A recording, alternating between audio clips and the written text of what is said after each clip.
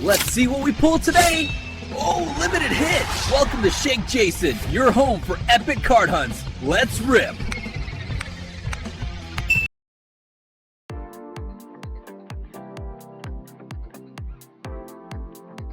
欢迎所有卡友来到我们这一次的深入探索。今天我们要开箱的不是别的，正是热腾腾的2025 Topps Chrome Update 系列。没错，忘掉那些无聊的清单，今天我们要给你的是一张终极寻宝图，带你用我们这个世代的视角，一起找出里面的神卡、限量卡，还有那些懂玩才懂的高 CP 值球队。没错。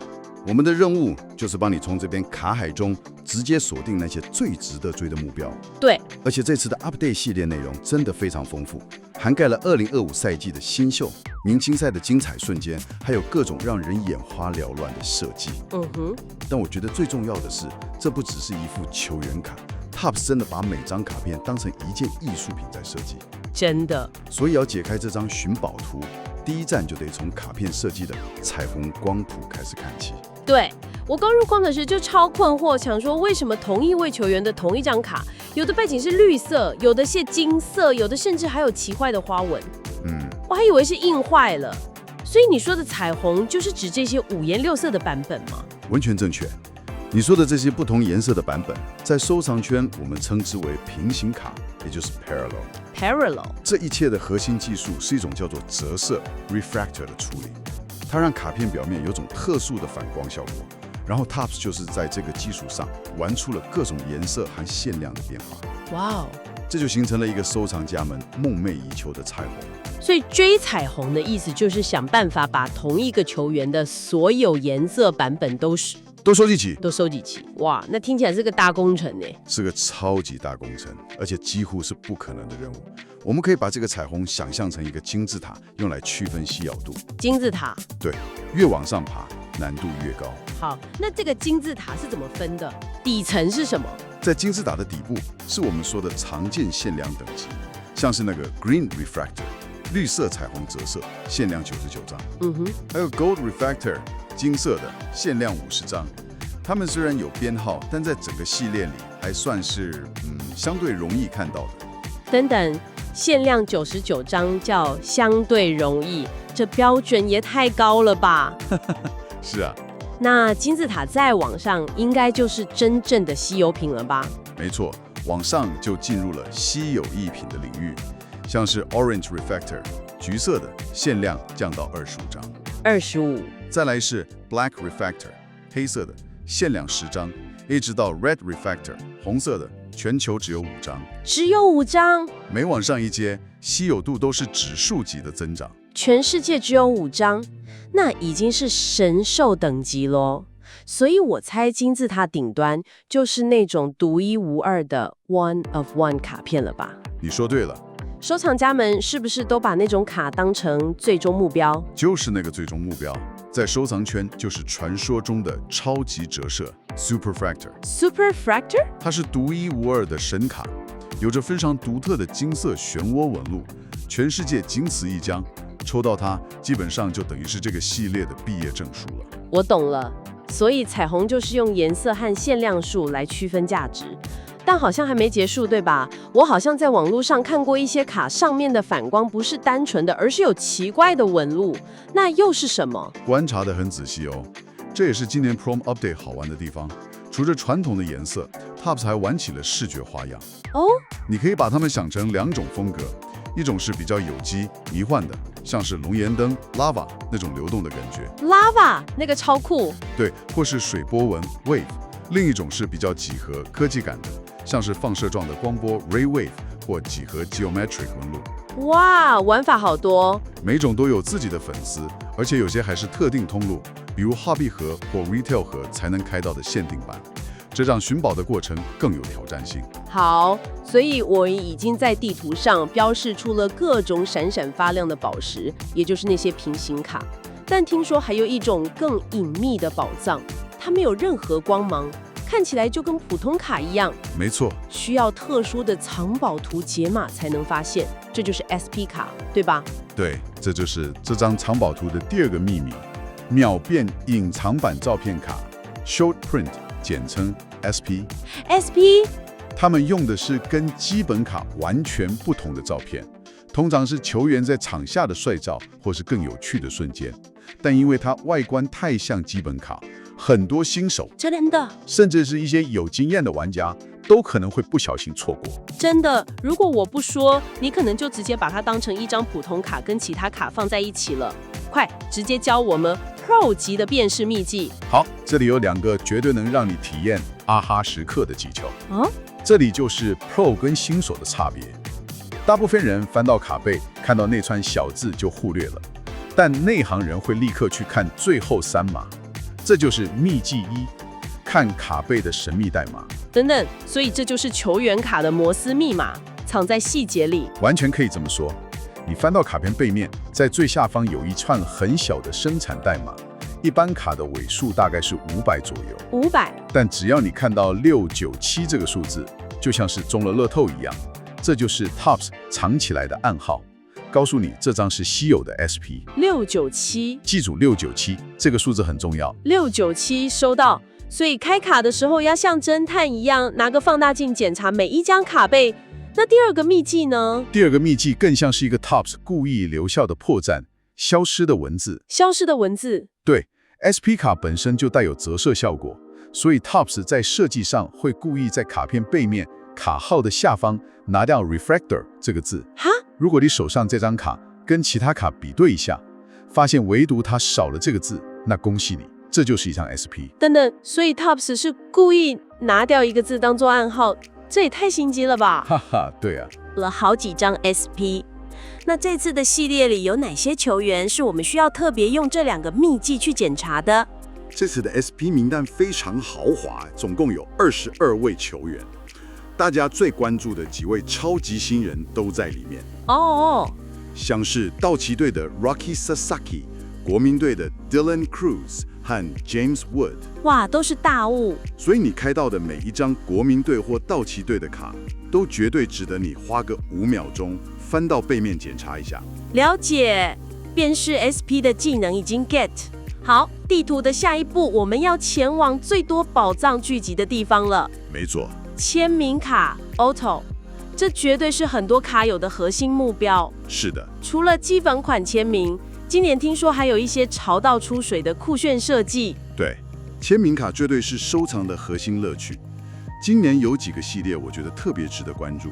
首先是 Lava Lamp Autos， 熔岩灯，迷幻的熔岩灯设计，视觉效果超强烈，放在卡本里绝对是最吸引的那张。那个设计真的超酷，很像进到一个迷幻派对的感觉，非常 Z 世代。还有呢，如果你喜欢简洁高质感的风格，那就要看 Chromography 系列，它的设计感很强，而且专挑球星中的颜值担当，收藏起来非常赏心悦目。最后不能不提的是，向经典致敬的1990 Topps Design 复古签名卡。复古就是经典，情怀无价。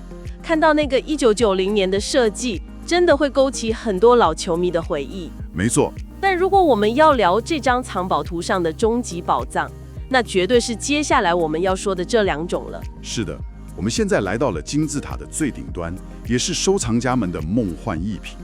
首先，请你记住这个名字 ：Rookie Debut Patch Autographs。Rookie Debut Patch Autographs， 简称 RDPA。RDPA 听起来就超厉害，它到底特别在哪儿？它特别在于它的唯一性和历史性。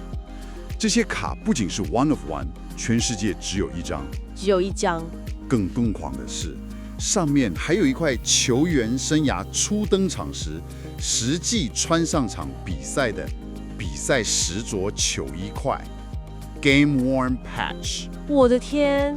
所以你收藏的不只是一张卡，你 literally 是把球员生涯最重要的一刻，对，那个历史片段直接镶嵌在卡里。这根本不是球员卡，这是圣物吧？圣物这个词用得很好，拥有它就等于拥有那位球员生涯起点的一部分。哇！而另一个同等级的梦幻逸品是 Gold Logo Man Patches。Gold Logo Man。这些卡片上的 patch 是来自 MLB 官方为了特殊活动特制的金色 logo patch， 极致稀有。这可以说是收藏界的顶点之一。通常只有像海盗队的超级新人 Paul Skenes 这种顶级球星才有资格拥有这种等级的卡。好，我们刚刚等于是把所有神卡都盘点过一遍了。但了解这些卡片之后，对我们实际在玩的时候到底有什么帮助？这个问题非常关键，尤其是在玩选对团拆 Team Break 的时候，感觉策略就很重要了。不然一不小心就可能成为空军，也就是 skunked。没错，什么都没开到。真相是残酷的，在一组 Jumbo 团拆里面，虽然有30支球队可以选，但签名卡的保障可能只有3到5张。才3到5张？对，这代表高达80% 的队伍最后可能会杠归。80%，这几率也太吓人了吧！等于5个人里面有4个人会空手而归耶。所以生存法则就是不能只追那些镁光灯下的高人气球队，要学会寻找 CP 值，用小博大才是高手。我们先来聊聊避雷专区，也就是你选了之后心脏要够大颗的队伍。好，快告诉大家哪些队伍是终极乐透区，选之前要三思。首先是道奇队 Dodgers， 所有人都想抽中超级新人 Roki Sasaki。当然，但说实话，在一整箱卡里面，可能连1张他的签名卡都没有。选道奇队就跟买乐透一样。哇，我得承认呢，我自己也曾经脑冲过一次，花了不少钱参加道奇的团猜，结果最后只拿到几张普卡，那种失落感真的很真实。哈哈，有切身之痛的分享。从那之后，我才学会策略远比信仰重要。感觉就像把钱丢进许愿池一样。下一个呢？再来是运动家队 Athletics， 他们的签名球员名单非常长，看起来机会很多哎。哦。但问题是，这个签名池被大量比较美美无闻的杂鱼稀释了。杂鱼就是指那些虽然是签名卡，但在市场上关注度或价值相对较低的球员，这导致你抽中大奖的几率被拉得非常非常低。所以是看起来机会多，但其实都是陷阱。那海盗队呢？大家都在追 Post Scans 吧？正是如此，海盗队 Pirates 的 Scans 陷阱非常明显。每个人都想拼 Scans 的签名，但他的签名卡数量其实很少。但海盗队这个我有一点不认同耶。虽然 Scans 很难抽，但万一抽中了，回报率不是高到值得赌一把吗？为什么你会把它归类为陷阱，而不是高风险高回报的选择？这是个好问题，关键在于机会成本。机会成本。对，海盗队的团拆价格因为 Scans 而被炒得非常高，但除了他之外，其他的签名球员吸引力相对有限。你很有可能花了大钱，最后来了只是一位你没听过的球员普签，像是 Braxton Ashcraft。所以从几率和投入成本来看，我会说它更偏向陷阱。当然，如果你是天选之人，那另当别论了。了解了，是从投资报酬率的角度来看。好了，聊完地雷，那我们的藏宝图上 CP 值天花板在哪？懂完必选的黑马神队有哪些？真正好玩的地方在于，有些队伍的潜力完全被市场低估了。首先推荐的是光芒队 Rays， 他们有联盟头号新秀 Junior Caminero， 加上一个速度快到不可思议的 Chandler Simpson， 这个组合的潜力非常惊人，懂的都懂。双潜力新秀的组合等于买一个希望送另外一个希望，听起来就很划算。第二个呢？第二个推荐的是游骑兵队 Rangers， 他们有 S 级的超级新秀 Wyatt Langford， 搭配 A 级的传奇潜力投手 Kumar Rocker。这个组合简直犯规，强度非常高。提到游骑兵队 Wyatt Langford 的讨论度真的很高，但 Kumar Walker 就比较有趣了。他算是个传奇潜力股，经历过受伤和顺位下滑。没错。为什么你觉得他跟 Langford 的组合会这么有吸引力？因为这是一个现在与未来的完美组合。Langford 是即战力，他的卡一开出来就备受瞩目。而 Rocker 则是一个高风险高回报的潜力股。如果他能重拾身手，那他的卡片价值潜力无限。你等于是用一个队伍的价格买了2种不同类型的投资。哇，这就是 CP 值的体现。哇，这个分析很深入。那还有没有更冷门、更黑马的选择，给那些喜欢挖掘宝藏的玩家？当然有，守护者队 Guardians， 这可能是全场最被低估的选择，但他们的名单里藏着一个惊喜，就是有机会开到绰号大圣诞的 Jonquincy Noel 的惊喜签名卡。大圣诞，他的力量非常惊人，是那种随时可能爆发的球员。如果你喜欢挖掘潜力股，享受那种我早就说过他很强的乐趣，这绝对是个好选择。好的，听完这些策略，感觉战力都提升了。最后这张藏宝图还有一个惊喜彩蛋。没错，这次 Topps Chrome Update 竟然有迪士尼角色乱入。对，这绝对是今年最有趣的彩蛋。Topps 这次找来了米奇、唐老鸭和高飞，哇，让他们分别穿上美国联盟跟国家联盟各分区球队的球衣，做成了一系列超可爱的特卡。太酷了！所以是怎么分的？如果我是纽约大魅会队的球迷，我会开到谁？这个分法很有趣。